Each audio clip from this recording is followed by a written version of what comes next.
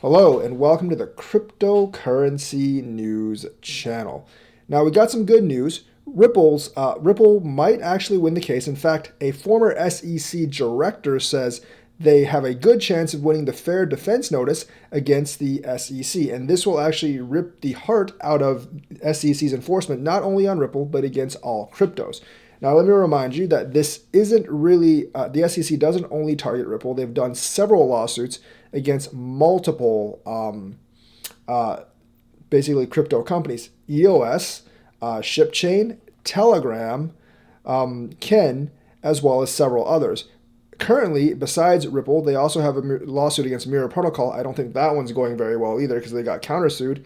And LBRY, or the social networking company, that's trying to basically replace YouTube with a decentralized version. Pretty cool, I would say. But the SEC has been in litigation with that company for 96 weeks, which is significantly longer than the Ripple case. That's almost 2 years.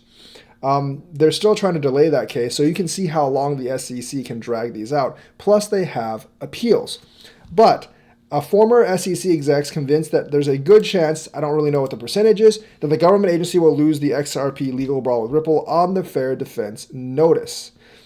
So I don't really know if he's actually quoted saying most likely end with the securities regulator losing, but he actually says there's a good chance that they will lose, which means it's definitely within the realm of reason and maybe even likely that they'll actually lose. So the meat of the suit is centered around the agency's claim that Ripple, along with co-founder Chris Larsen and CEO Bradley Garlinghouse, traded almost $1.4 billion in their cryptocurrency XRP through an unregistered securities offering. The case so far has seen many twists and turns, with Ripple scoring key procedural victories along the way. What they mean is the judge has actually ordered certain documents to be released and handed over to Ripple. Now the SEC has this weird thing about they'll release them to the judge, but they won't hand them over to Ripple. I'm not really sure why. Now many former SEC officers like Joseph Hall are sympathetic to the argument, and it's basically due process, and some of them don't like Jay Clayton filing a last-minute lawsuit against them because he literally filed it 2 hours before he left office. I don't really know what that has to, why he does that. Maybe Jay Clayton is corrupt and he wants to work for Ethereum. He did go work for some Ethereum-related business. Maybe it's because Ripple and Chris Larsen, Brad Garlinghouse, donated to the Democratic campaign back in the 2016 election, and since Clayton's a Trump appointee, he basically sued him for that.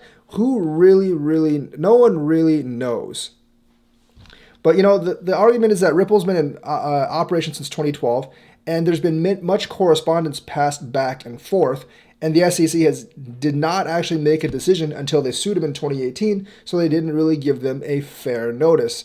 And if you don't give them a fair notice, you can't just automatically consider them a security. The SEC has countered that essentially it sued other tokens for being securities. So it does go back and forth. They did sue EOS, they did sue Kin, they did sue ShipChain, Telegram, and etc. However, especially the case against Telegram, that was completely different from the case against Ripple and XRP. So that might not actually hold any water.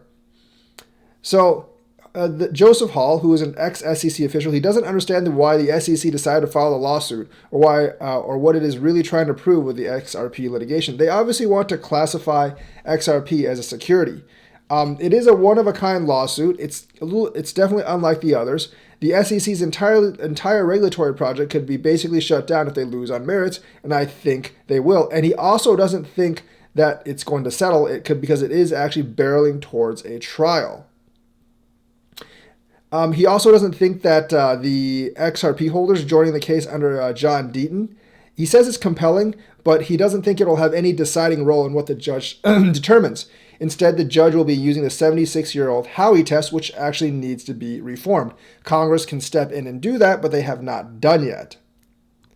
So he does expect real substantive action in the case over the year, but he actually says, yet litigation is slow and appeals are possible no matter the outcome of the district level phase, because you can actually appeal on district level and then appeal to the Supreme Court, obviously, where the lawsuit is currently at. For this reason, Hall adds, reaching a resolution this year seems highly unlikely.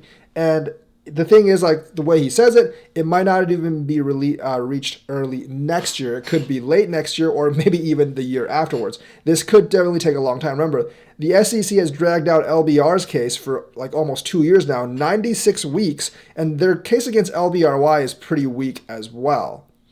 So like the SEC might actually end up losing multiple cases against crypto, like against Mirror, against LBRY, and against Ripple at the same time, which would completely shut down the SEC's regulatory stance. And that's pretty good news for the crypto industry in general, because it'll allow us to operate more freely. And plus, there's internal divisions at the SEC, with Hester Pierce obviously being against this kind of SEC enforcement, and recent